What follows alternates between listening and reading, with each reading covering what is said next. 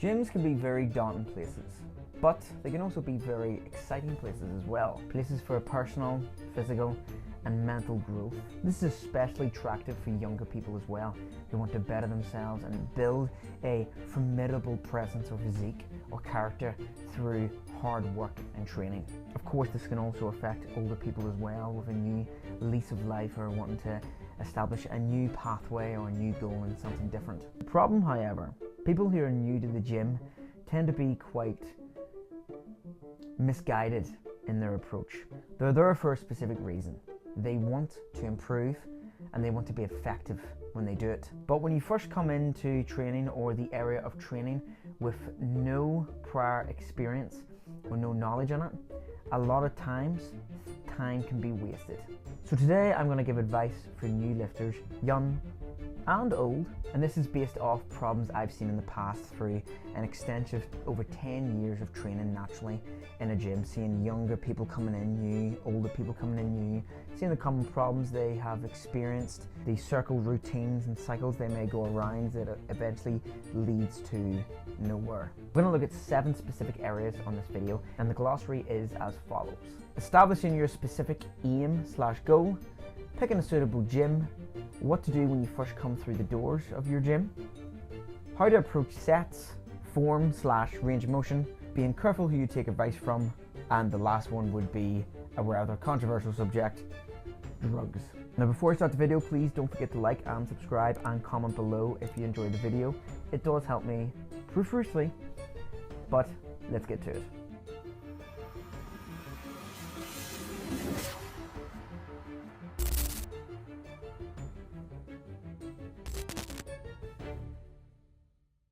So the reason I wanted to do this video in the first place is the gym I go to specifically is I do get from time to time quite a lot of people come up to me and ask for advice.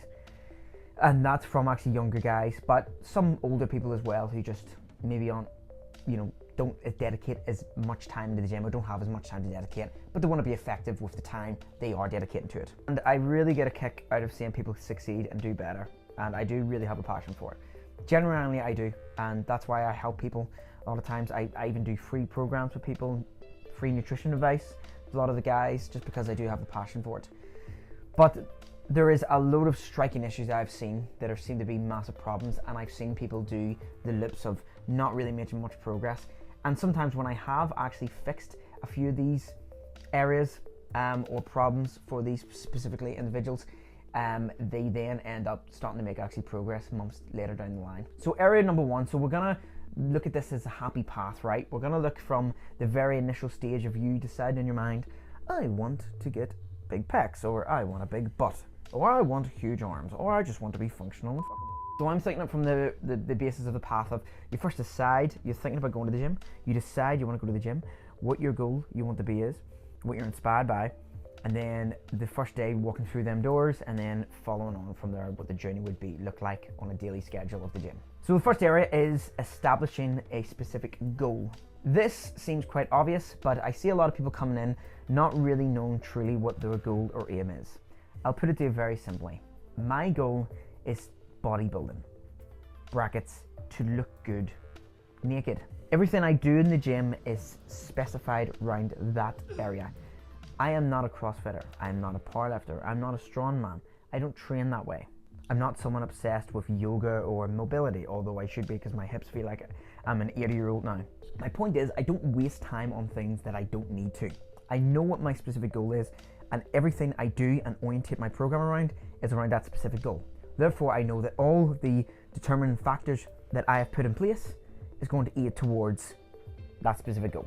Be honest with yourself. I see guys come in all the time and you ask them what the goal is and they say, oh, I just want to be healthy internally. It's just for health. Okay, why are you doing a bicep curl? A bicep curl is specifically vanity purposes. Why are you doing a bicep curl? Just be honest with yourself. There's nothing to be ashamed of. If you want to look better physically, great. There's nothing to be ashamed of. So establish truly in your head, be truthful with yourself, be honest to your personality and what you're inspired by. What is my goal? Okay, you've set out your goal. The next thing then, picking a suitable gym. What gym is accessible to you more or less locally that isn't going to cost too much fuel, and 2, has the equipment needed or necessary for you to fulfill your goal to its longest or highest degree. Now, all gyms are certainly not the same. There is CrossFit gyms, they don't have the same amount of machines that a bodybuilder would use. There are gyms where it is just more of a commercial based, every machine under the sun. Maybe they don't have areas for calisthenics or gymnastic kind of stuff. You need to find a gym that's more or less going to tick the boxes for you what you want. Okay, so you've picked the gym, it's cost effective, it's fuel effective, you've got a goal in mind. So now you want to get into the gym. So let's look at it from your first day / you've been there for a couple of weeks or a couple of months. So what's the first thing you do when you walk through the door? Well, let's address the anxiety issue first, because a lot of people do worry about that. Although I wouldn't call it gym anxiety, because I don't like that word anxiety used. I would prefer to say the word nervous, because apparently anxiety and nervousness are interchangeable these days. You've got gym nerves. You go into the gym, the first thing you open the door, right? You're a bit nervous and you look in, you look around you, okay? If you're nervous, the first thing you could do, if you're unsure of how to approach things, is go over to an area such as the treadmills or cardio machine. A 10 or 5 minute warm up will calm yourself down a wee bit, but get blood flowing, make you feel a bit more energetic. While you're on that treadmill, you can kind of suss the place out, look at where the exits are in case something happens. From that time on the treadmill or the CrossFitter or the row machine or whatever your poison is, you then are in your mind going, okay, so what is my approach here? What am I actually going to do today? Am I just going to float around and jump around every little machine possible? Or am I going to go to the weights and swallow my pride around the big boys and start lifting some iron still, but horribly? Well, this brings us on to the next bit, how to approach. I'm going to specify this here very early on. For you starting out, less is more. Not only is less more effective for your goals. You see, you do not need that many sets to stimulate your muscles and to grow. Now, this is very dependent on your goals, right? If your goal is to build a tremendous squat or tremendous deadlift, then the more times that you can practice those movements throughout the week is going to be better for you. Just note, of course, in the early days, your recovery demands are going to be massive, which then brings down the frequency of which you can hit these exercises. But for the majority of people who just want to build muscle, really one set is enough. Now, for maybe your first couple of weeks, I get it, maybe 2 or 3 sets of things, 10 to 12 reps, just going through the motions, not really training to failure or stimulus is fine, just to get, a feel of things. But really your long-term approach here should really be getting as much as you can out of one set. The more you do, the more your recovery demands go up. And the more the recovery demands go up, the less times you can frequently attack that set or muscle group again in the days to come. Now, there is an opposite of that as well. You could be doing too much. You could be really excited for the gym, you're really wet for it, and then it turns out you're doing 6 to 7 days a week. You may be falling into severe recovery demands at that point, and overtraining could really be an issue, depending if you're training hard. If you're someone that sits around with the boys or the girls around machines and talks most of the time, then probably not. But there is a potential that if you're doing 7 days, the days off are your recovery days. They're the days, and I can't stress this enough. Recovery isn't just, don't think of recovery like, okay, just not to feel sore. Recovery is growth. That is when the muscles will grow.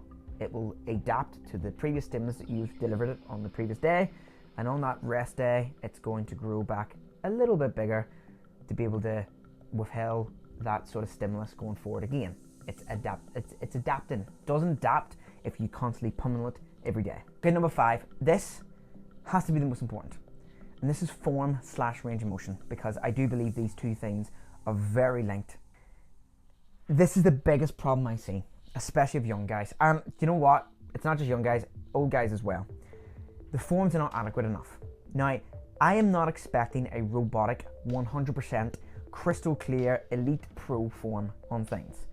I do believe you can sacrifice 20% of form or so for the sake of being able to progressively overload your lifts, which is important, but we'll get into that in another video. Form and how you perform the thing is important because, one, it's going to decrease your risk of injury.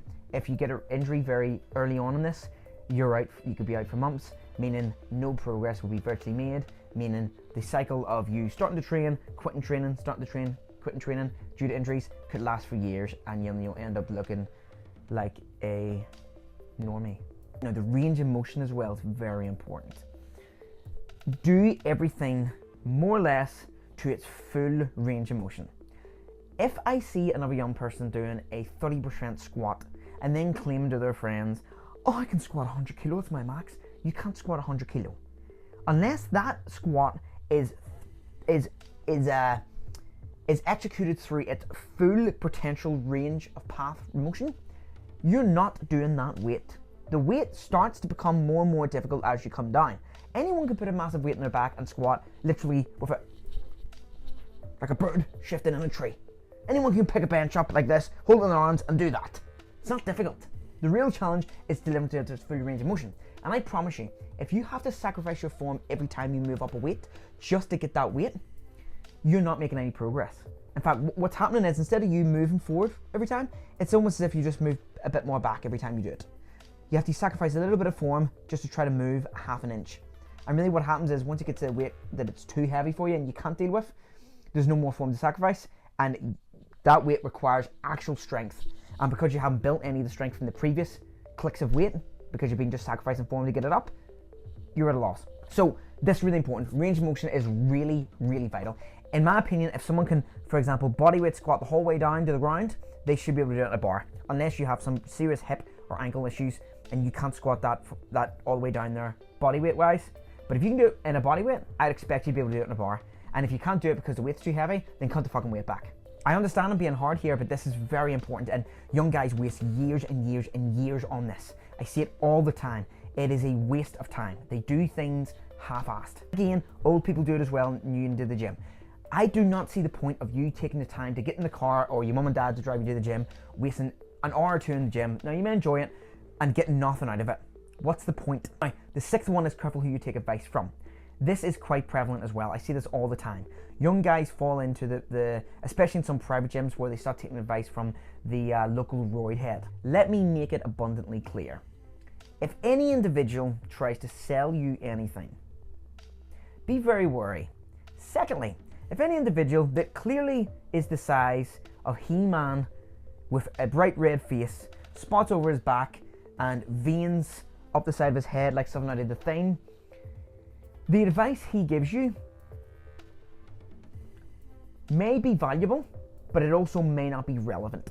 Now, you could get some pros that take steroids that will know their stuff, that will really know their stuff and take advice. And this is one of the sort of advice I would give you. Try to take advice from people, because then people are there. If you make friends, they could really excel your training and help you. But if you start taking it from people who may have a certain physique and you may like, they look quite good, but really a lot of their physique was developed from the early days of just taking copious amounts of steroids or drugs. They don't really know what it takes to get formidable muscle growth through a natural process, because if they've been a hyper responder, anything they've done, even if they've done the form wrong and they've grown muscle, they're not really a good kind of like a guide or teacher for you moving forward if you're to do this naturally. And then on the contrary, you could also meet someone not on steroids, doesn't matter, who you're getting advice from, who also may not be someone credible to give advice to.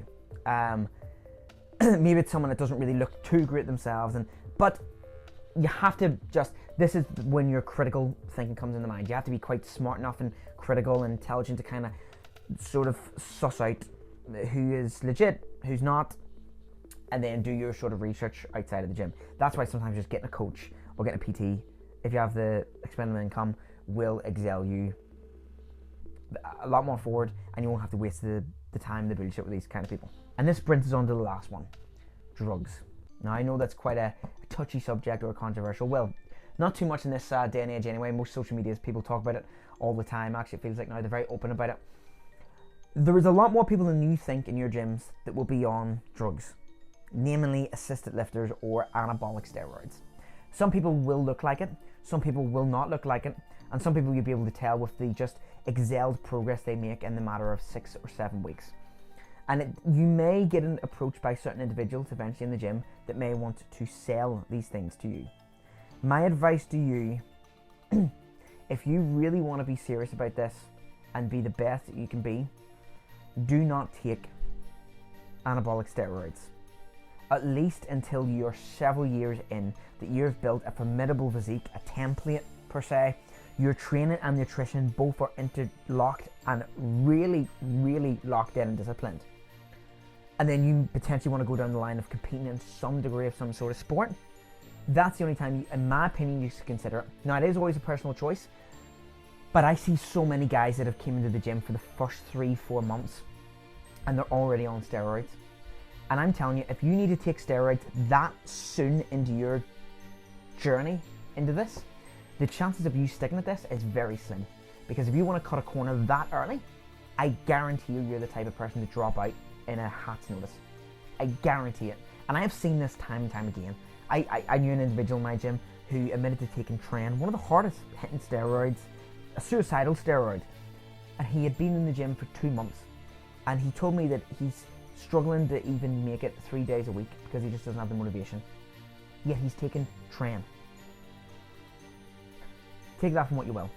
It'll be much more disciplined when you look at yourself a year or two down the line, or even 6 months if you train hard. You'll notice differences, saying, I did this naturally. I did this. This was all on me. There was no one else to blame that it didn't happen, and there was no one else to credit that it did happen for. It's a solo sport. This was on me.